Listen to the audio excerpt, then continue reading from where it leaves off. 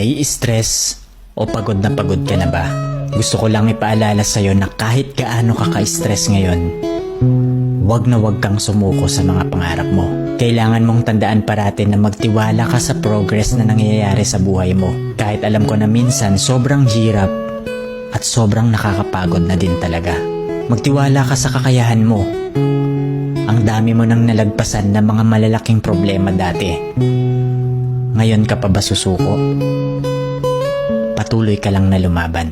Yung pakiramdam mo ngayon na nahuhuli ka na sa buhay, siguro dahil nakikita mo yung mga kakilala mo o yung mga kaibigan mo, pakonti-konti may na-achieve na sila. Parati mong tandaan na lahat tayo ay may kanya-kanyang timeline sa buhay.